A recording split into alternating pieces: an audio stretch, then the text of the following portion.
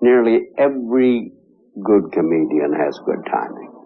They couldn't be good without it. Burns has great timing. Ed Wynn had the greatest. Gracie Allen had probably the greatest. She was the great of all time when it came to timing. You have to have real good timing or you can't exist as a comedian.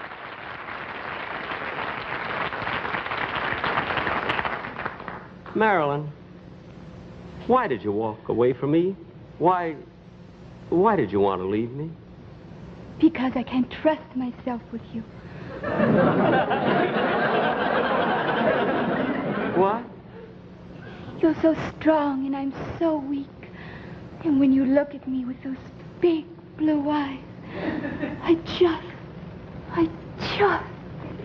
I understand.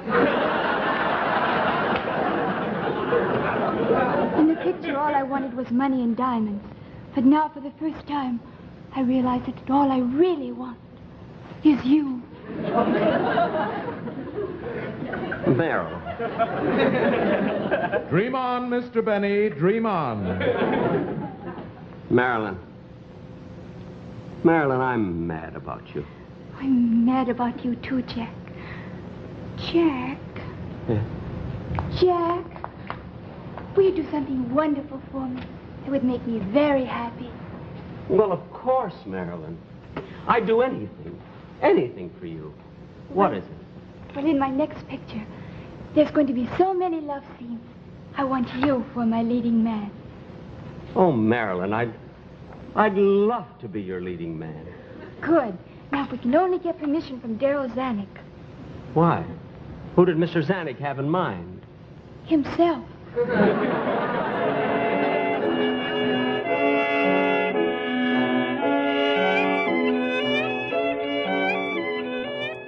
Blue night and you alone with me.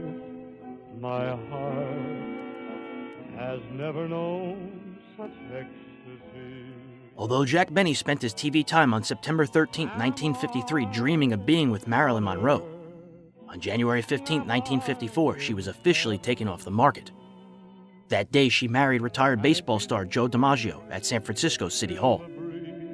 They would divorce the following year, but remained close friends for the rest of her life. Jack had a basic philosophy, if I may divert here for a moment, that as I analyze it, it was obvious that this was his philosophy. The bigger he could make the supporting people that worked with him on the show, the bigger it made the Jack Benny show and the bigger it made Jack Benny. Now, this is a leaf that I don't think any other comedian ever took out of Jack's book, and it was so sound and successful that I'm surprised somebody else didn't pick it up, too. But that was Jack. That was the generosity and the thoughtfulness and the great showmanship that was reflected in Jack's operation in all the years he was on the air. Is it all a dream, the joy supreme? All my writers have been very, very good. I don't remember not having a good writer. But by the same token, the same writers have been awfully nice to me because they figure not only am I easy to write for because of the characterizations, but that I'm a help to them because they think I may not be the greatest writer in the world, but they think I'm the greatest editor. And they think I know what to tell them. And I make as many mistakes as anybody else. Sometimes I'll tell them that I don't think this is right for the show, and it turns out great. And I apologize to them. I'd rather apologize and have a good show than have a lousy show and say I was right. My heart was a desert. Airing in his familiar Sundays at 7 p.m. Eastern time slot, in 1954, Benny had a radio rating of 8.2, second highest on the air. For 20 years, his rating had never fallen out of the top 10, and 12 times he'd had a top 3 show. The January 10th episode celebrated announcer Don Wilson's 20th anniversary with the program.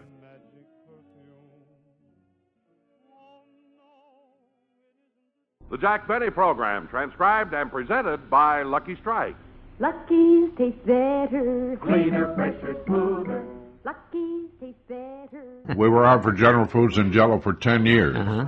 And Lucky Strike came after that. Lucky Strike sponsored Jack and the Benny Show for 15 years. They were the greatest longevity of any client on the show. General Foods being 10 years for Jell-O, 15 years for Lucky Strike. It's amazing. You think back, Jack Benny had as his sponsor Jell-O for 10 years and Lucky Strike for 15 years. And today, now here in the 1980s, you're lucky if you get a sponsor to pick up a 30-second commercial during a television special.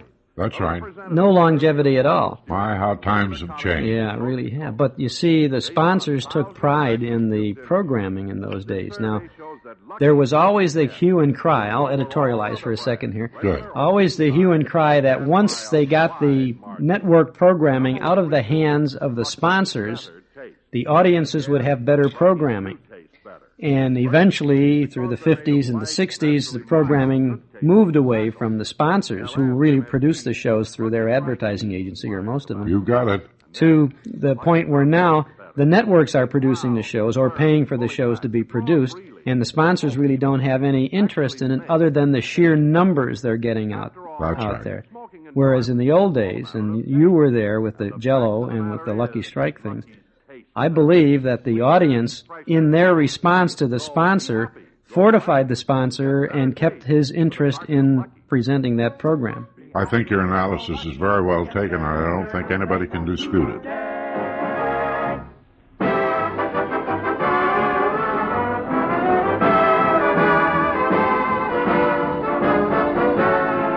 The Lucky Strike program starring Jack Benny with Mary Livingston, Rochester, Dennis Day, Bob Crosby, and yours truly, Doc Wilson.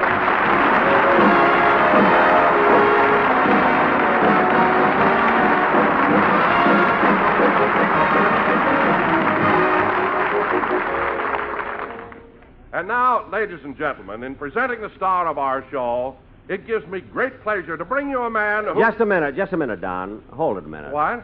Don, today, instead of you introducing me, I'm going to introduce you. Me? Yes, Don. Ladies and gentlemen, today not only marks the anniversary of Don Wilson's 30th year in radio, but it also commemorates his 20th year with me. So, Don, take a bow.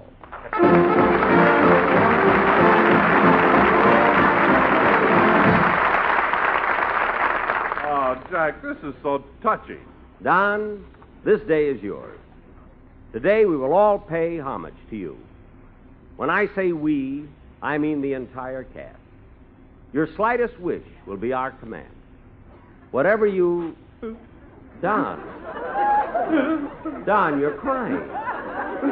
Well, gee, I can't help it, Jack. See, the way those tears are running between your chins, it looks like you're irrigating something.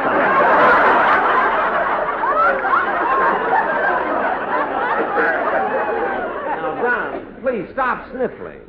Well, I'm all right now, Jack. I just couldn't help getting emotional when I realized that you've been with me for 20 years. No, Don, you've been with me. With me. To think that I came on this show when it was down, and because of Down? And because of my personality and showmanship, I raised it to the pinnacle of success. Don, wait a It minute. wasn't easy, and there were many setbacks, but every time the show was down, I brought it up again. Now, wait a minute, Don. My show was never down. So don't make things up. Well, now let's not argue, Jack. Really, let's don't argue because, well, and besides, I want to thank you for making this not only a memorable, but a profitable occasion. Profitable? What did Jack do for you, Don? Go ahead, Donzie. Tell Bob Crosby. Well, Bob, not only did I get $500 cash, but I also got a brand new DeSoto convertible for my wife, a trip to New York for the two of us on the Super Chief, and a whole week at the Waldorf Astoria. Jack, I want to thank you from the bottom of my heart. Oh, gosh, Jack gave you all of that? No, but it was his letter that got me on strike at Ridge.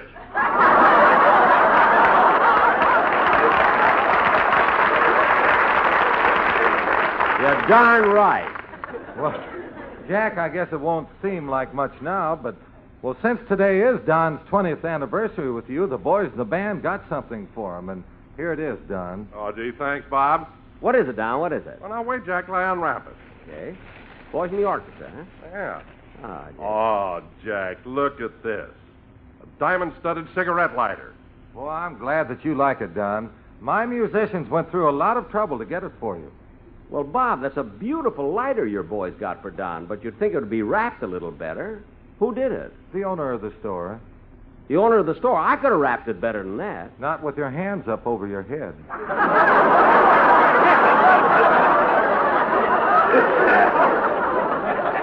Bob, you mean the boys held up a jewelry store? Well, it was an accident, Jack. You see, when they walked into the store, Remley had his guitar under his coat. Uh-huh. The man thought it was a machine gun. He threw up his hands and said, "Take anything that you want." Well, that's still dishonest. Frankie should have opened his coat and showed the jeweler that it wasn't a gun. Oh, Frankie did better than that. He took out the guitar, started to play, and the guy said, "Look, you got what you want. Stop torturing me."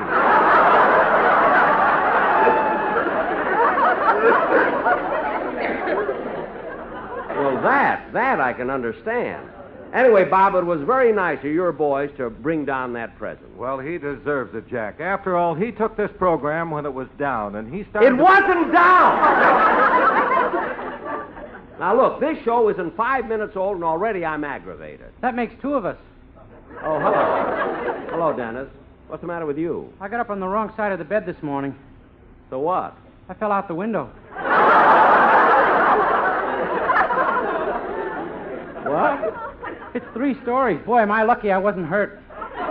Oh, you landed on your head, huh? Was that it? Was that it, Dennis? No, on the mailman's head. Oh, fine. I guess he'll have to find himself a new job. A new job? Why? Yeah, now he's too short to reach the mailboxes.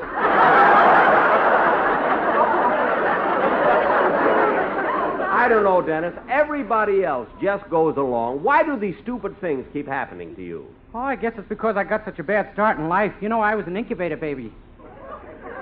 An incubator baby? How much did you weigh? 11 pounds.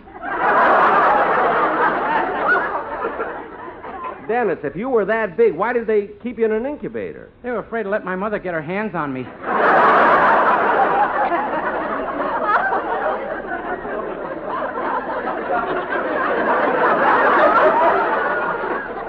Well, what did your father have to say? Nothing. He was hiding in there with me.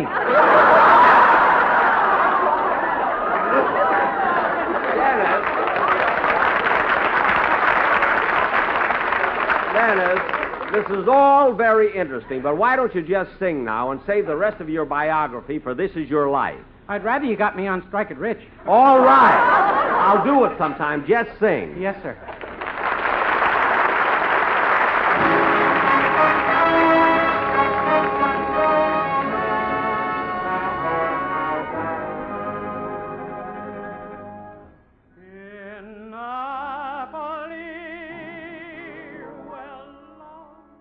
In further evidence of the changing broadcast landscape, that season, Benny had a TV rating of 33.3.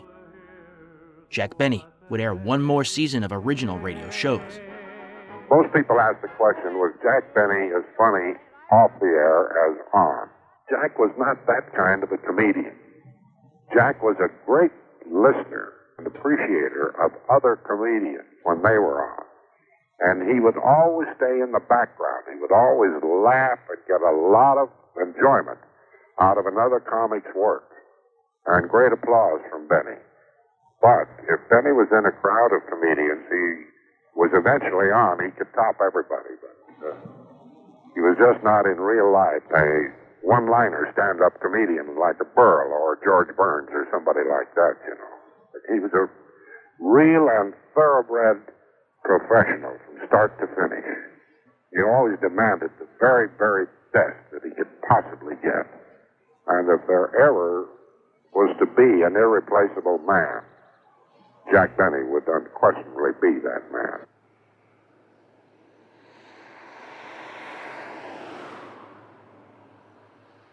Eight days later, Benny appeared on Suspense in a story called The Face is Familiar. 1954 was Autolite's final season sponsoring the program. Airing Mondays at 8 p.m., Suspense pulled a rating of 6. While it was a far cry from the listener heights of just 5 years earlier, it was tied for 7th overall.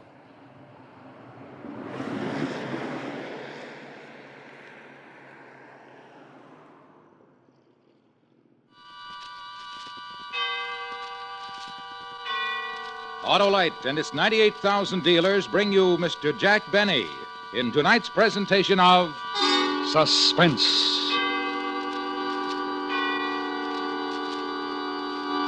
Tonight, Autolite presents the story of a successful bank robbery, including the astounding history of the unhappy man who perpetrated the crime. It's called The Face is Familiar. Our star, in his first dramatic appearance of the season, Mr. Jack Benny.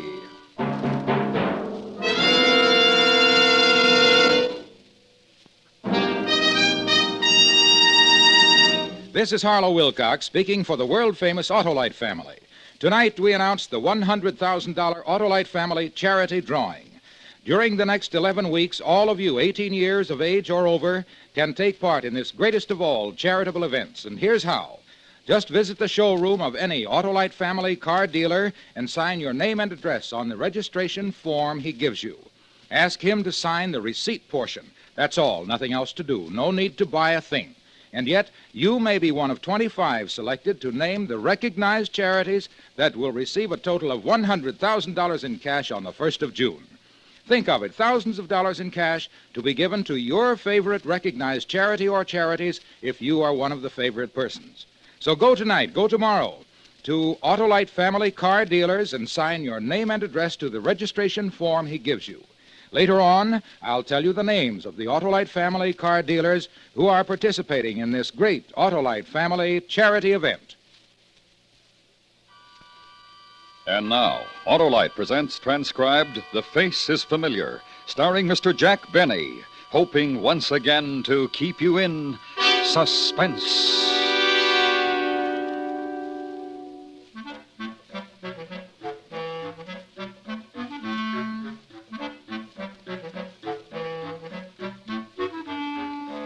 Gee, I still can't understand why they picked me, of all people. Me, of all people. That's why it's so hard to believe. That it all happened, I mean. But it did. It really did. Just because I like to go to the railroad station, walk around, look at the trains, study faces. I never forget a face. I never forget a train, either. But it's easier to forget a face. But a matter of fact, I remember some faces that would be a lot better for me to forget. Like Harry Edmonds' face, for instance. That's the day it all started. The day I saw Harry Edmond way across on the other side of the terminal. That's the station. He was talking to a big fellow. Harry's face I remembered right away. I never saw the big fellow before. Better get going, Harry. But you can't pull off the job. I stuck up a bank before. Yeah, sure, and they'd spot you the minute you walked in. I know you, too. This is your hometown. Oh, sure. Neither one of us is right. Let the boss decide. Come on. I thought about it on the train down. We need somebody new. We're not splitting this take with anybody else. Goes three ways now. Look, if we have to, we have to. And if we wait too long, we gotta let the whole thing go until next month. Then we wait. Not for me. This town is too hot for me. Somebody is liable to recognize me. Yoo-hoo! Harry! Harry Edmond! Who's that? Where? Over there. Some guy calling you. Harry Edmond, you old son of a gun. Brush this guy. Well, well. Good old Harry Edmond. You got me mixed up with somebody else, mister. No, I haven't. I know who you are. Yeah? Harry Edmond. You used to live on 12th Street and 2nd Avenue. What city? This city. Here. Don't you remember me, Harry? Can't say as I do, so... Harry! Oh, Harry Edmond! Harry! Hey, Harry, no kidding. You remember me, don't you? Seriously, Harry. You remember Pinky Smith? He had a wart on his finger. And Alan Davenport. He had a birthmark on his neck. Well, I'm Tom Jones. I have nothing. I'm clean. Brush him, get rid of him. No, wait. I think we got our answer. Yeah. I think we got the agent paid to handle some of our bank business. Harry, try to remember. Go ahead now. Try to remember. Yeah, 12th Street and 2nd Avenue. That's right. That's right. Well, I used to live around there somewhere, but I still can't... Let me give you a hint. Go ahead. Remember Gordon's candy store on the corner? And remember the great bunch of guys who used to hang out there? Yeah? And remember those pesky kids who used to tag along, nagging, saying, let us in. Can we come too? Always pesting. Always trying to horn in. Well, one of them was me, Tom Jones. Remember me now, Harry? What'd you say your name was again? Jones. Tom Jones. The name sounds very familiar. We grew up together. Yeah. Yeah. Well, what are you doing these days? Oh, a little bit of everything. And you? Banking. Oh, money, huh? Yeah. Well, that's a nice field. Well, I gotta go look at the people. It was good talking over old times with you, Harry. Hey, come on. Oh, wait a minute. Look, you mind waiting a minute? What's your name again? Tom Jones. Remember? Oh, yeah, Tom. Yeah, well, wait a minute, huh? Well, I'm kind of busy. Lots of appointments this afternoon. Oh, I'd like talking over old times with you, Tom. Maybe we could have a drink and dinner. Well... On me. Oh, well, yeah. Good, except that Joe has an appointment here. Joe, couldn't you break it? Wait here a second. Tom Jones. Tom, yeah. Joe, come here. Let me talk to you a second. What? Now I know I got the answer. I know I found the pigeon who's going to do it for us. Let the boss figure that out. I tell you, I got it figured. Look at that guy. Yeah? He is it. Him? He don't look like nothing. Right, he's nothing. Isn't that what we want? Nobody that anybody ever saw before. Nobody that anybody would ever think of looking at twice. Job's ready. And if we don't pull it this afternoon, we lose another whole month, so come on. Oh, Joe can make it. He is going to join us. Joe, I forgot to introduce you. Have you met, It's Jones, for heaven's sake. Yeah. Tom Jones. Tom Jones, yeah. Well, Tom, meet Joe, and don't get sore.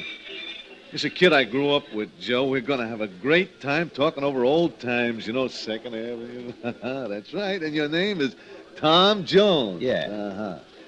I must admit it is a difficult name to remember because it's so common. Don't you think so? Oh, yeah, I sure do. Well, it'll certainly be nice talking over old times.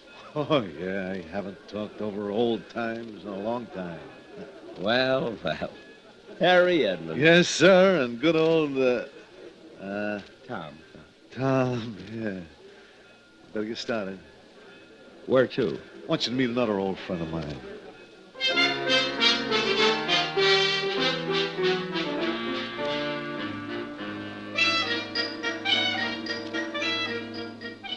Harry must have been doing very well. Very well. I mean, for a man in the money game. He had a brand new sedan with real leather upholstery. I know it was real leather because that used to be my game. Leather upholstery. Not much money in it, at least not for me. But I didn't let Harry know that. No, sir. What if he ran into another old friend from Second Avenue and the other old friend said, "How's old Tom Jones doing?" And Harry said, "Not very well. Not very well at all." Well, that can hurt a man once it gets around. And then what happened? Well, when I came back to the main office, I said I want 40% commission from now on. Really? But, of course, that would have made me a partner, the boss said. After all, Harry, I'm not the kind of a guy who can be cooped up in an office. I've been a road man. The lure of the open road. Oh, yeah. The call of the open streets. See, I'm an outdoor type of salesman. Something of the pioneer kind, you know? Pioneer? Yeah, pioneer, yeah. You see, there are those salesmen who are made for offices and those of us who get out and break the plains, so to speak. Tom, you surprise me. Oh, I could keep going for hours, Harry. Literally hours. Yeah, well, why don't you hold on to some of it till we have dinner? Oh, sure. Hey, I'll bet you never expected that pesky little kid who always used to hang around to get so big in his field. Oh, I certainly did. We could sure use somebody like you in our outfit, Tom. Really? Yeah. Well, now, that's very flattering, but I'm not sure it's right for me. I'd have I bet I could get you, I don't know, maybe $10,000 a year to start with. 10,000 a year, you say? Yeah. Well, I'd sure like to think about it. Well, you talk to my boss. Maybe he can convince you. I'm willing to listen, Harry. I'm willing to listen, all right.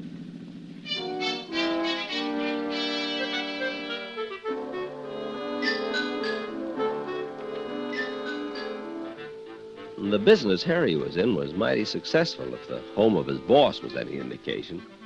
It was a beautiful big yellow house with a lovely green front door, and you could tell it was the home of a man who had worked his way up and knew what to do with what he had. Inside it was very homey. 2 fireplaces in the living room that looked like they were burning. A beautiful plaid carpet that must have been a real Oriental, and they wanted me in the business. Me, Tom Jones, of all people. Brandy, Mr. Jones? No, thanks. Thanks. Spoil my dinner. Cigar? Well. All clear Havana? Oh, I can see that. I can always tell a good cigar just by looking at it. I know cigars, and faces, trains. You're a very well-informed man, Mr. Jones. Well, you're kind of unusual yourself. Why? You remember my name. Don't most people? Most people don't even recognize me. People I've known for years. Is that so? Now, don't get me wrong. It's an asset in my business. See, people who tell me no when I try to sell them something say, come back next year. But I come back next week, and they don't even remember I was in the first time. Believe me, a face like mine doesn't come along every day. I like you, Tom. Mind if I call you Tom? Certainly not, Mr. Just call me Boss. Everybody calls me that, especially people I like, and I like you. I like you, too, Boss. Then you're interested in coming into the organization? Oh, I might give it a whirl. Let's put it that way. I wouldn't want it any other way. A trial for both of us.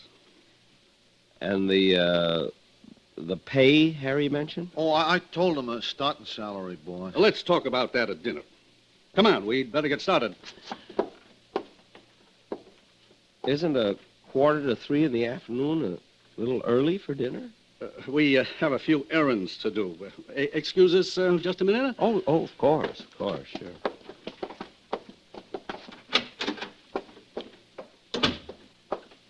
You like the idea? Perfect. Nobody'll ever remember.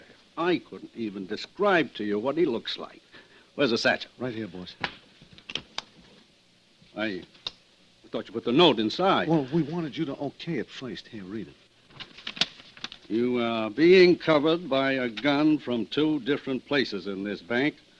Do not send an alarm or you will be killed. Put $50,000 in the satchel. That's it, on a note. How will you get him to take it in? I always come up with the answer, don't I? Yeah, sure, boss. Come on, let's go. Oh, we talked it over, and the boss likes you a lot. For the last time, it's Jones. Tom Jones. Yeah, well, I was only kidding, Tom. Yeah. Well, all right. We better get started. Where to first? To the bank, Tom.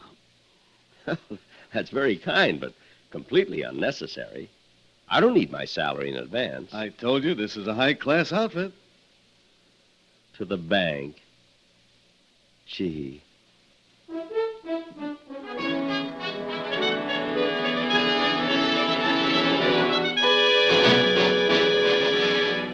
Autolite is bringing you Mr. Jack Benny in The Face is Familiar, tonight's presentation in radio's outstanding theater of thrills, Suspense.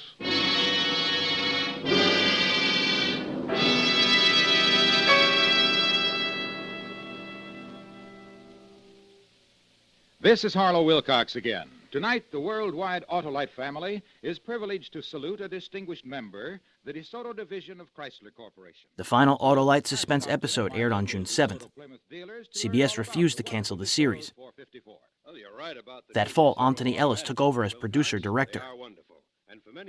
The show would continue to air, sustained by CBS, until the ad department found multiple sponsorship and the program moved to Sunday afternoons in November of 1956. The secret's in the hemispherical design of the combustion chamber. That's where your fuel is exploded to give you power. This design squeezes every last drop of power out.